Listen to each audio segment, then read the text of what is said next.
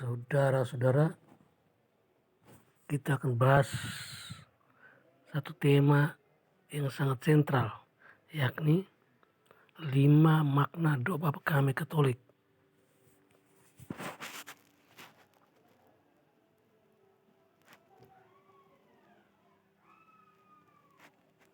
Doa Bapa Kami merupakan salah satu doa pokok yang dihafalkan oleh semua umat Katolik.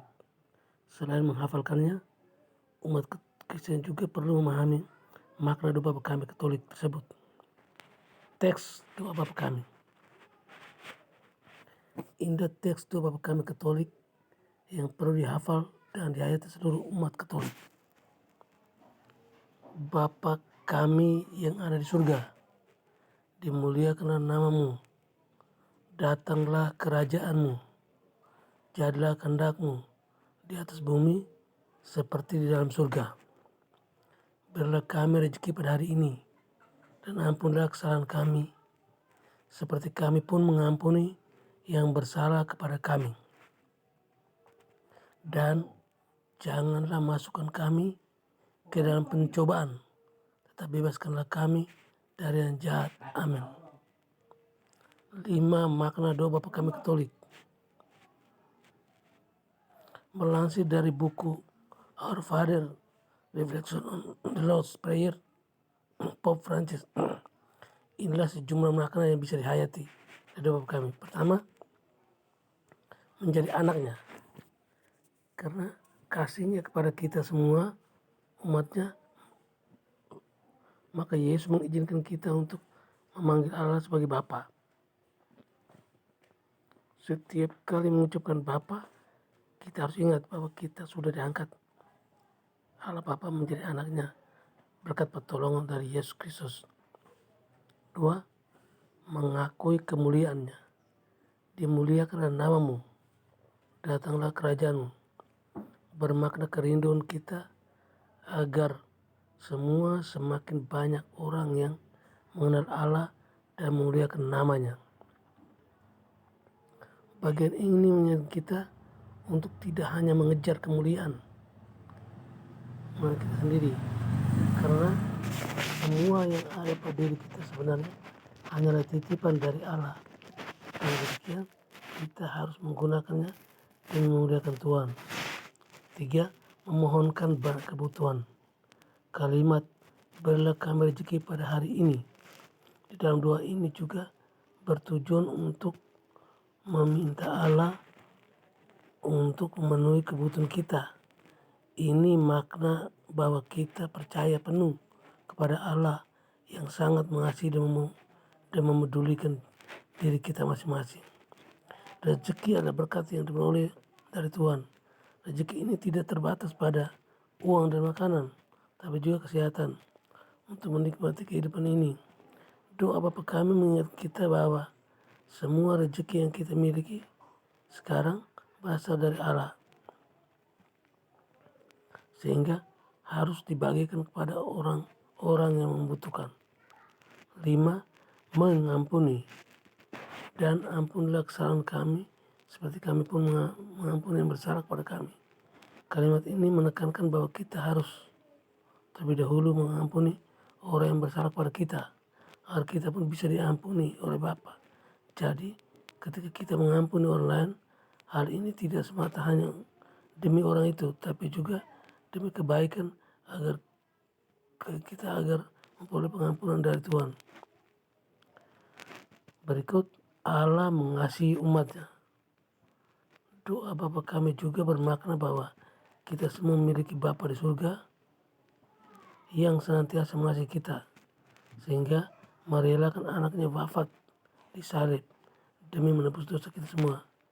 Mari hayat dan terapkan makna doa Bapa Kami di atas dalam kehidupan sehari-hari.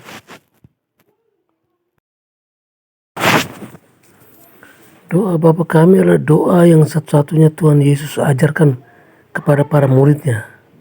Yesus dan Allah adalah satu, dan Yesus berdoa di tempat yang tersembunyi. Jika kita berdoa seperti Yesus, maka kita akan bersatu dengan Bapa. Kekuatan dan kuasa Yesus datangnya dari Allah dan orang-orang yang sakit disembuhkannya. Banyak tanda dan mujizat Tuhan yang dibuat. Di antaranya adalah membangkitkan orang mati dan memberi makan ribuan dengan 2 ikan dan 2 roti. Semua orang melihat takjub akan hal itu. Lalu murid-murid bertanya kepada Yesus, bagaimana mereka harus berdoa? Kata Yesus, jika berdoa janganlah bertele-tele seperti kebiasaan orang yang tidak mengenal Allah. Yesus mengajarkan doa Bapa kami kepada muridnya, dan itu adalah doa yang sempurna, mencakup semua masalah dalam hidup. Lalu apa arti dan makna doa Bapa kami? Doa Bapa kami memiliki makna yang mendalam dari setiap kalimat yang ada. Maka mari kita simak makna doa Bapa kami. Bapa kami yang ada di surga. Maknanya adalah Allah pencipta langit dan bumi, adalah Bapa kita. Kita mempunyai hubungan yang erat karena Dia adalah Bapa dan kita adalah anaknya.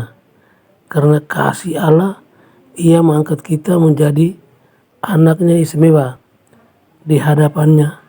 Kasih Bapa tidak akan lari jauh dari kehendak-kehendaknya. Dimuliakanlah namamu.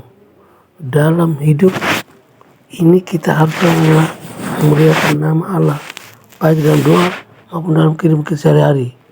Kita harus meluhurkan nama Allah dan jangan menyebut Tuhan Allah dengan tidak hormat. 3. Datanglah kerajaanmu. Kerajaan Allah yang ada di surga merupakan tempat yang diinginkan manusia ketika sudah meninggal. Kerajaan Allah adalah nyata dan ada bagi orang-orang beriman kepadanya. Maka carilah kerajaan Allah selagi kita hidup di dunia dengan cara berbuat baik dan kasih terhadap sesama dan Allah. Kerajaan Allah adalah damai sejahtera, sukacita, dan kebenaran oleh firman-Nya. Jadilah kehendakmu di atas bumi seperti dalam surga. Kehendak Allah bagi umat manusia sangat nyata. Jika Allah berkehendak, apapun dapat terjadi. Tidak ada yang mustahil bagi Allah. Kita berserah atas kehendak Allah, atas semua rencana dan rancangan hidup yang Allah berikan. Karena Allah yang lebih tahu dan mengerti apa yang terbaik bagi hidup kita.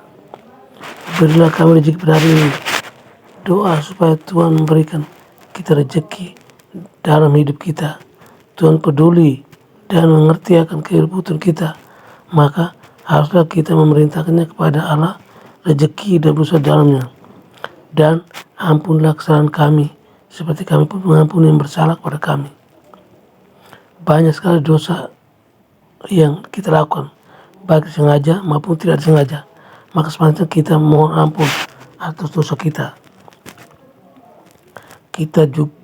Ketika kita mohon ampun atas dosa dan kesalahan, kita juga perlu mengampuni segala dosa orang lain yang menyakiti hati kita. Karena Allah adalah kasih, maka kita perlu mengasihi Allah dan orang lain. Dan jangan masukkan kami ke dalam pencobaan, tetap bebaskan kami dari yang jahat. Kita yang adalah umat beriman menjadi tempat roh jahat supaya kita masuk dalam dosa. Roh jahat ingin dan senang kita manusia berbuat jahat dan dosa. Maka kita perlu berdoa kepada Allah supaya kita dijauhkan dari pencobaan, hindar dari dosa yang membuat kita terjatuh, dan memohon kepada Allah supaya kita dibebaskan dari hal yang jahat. Oke, sekian dan terima kasih.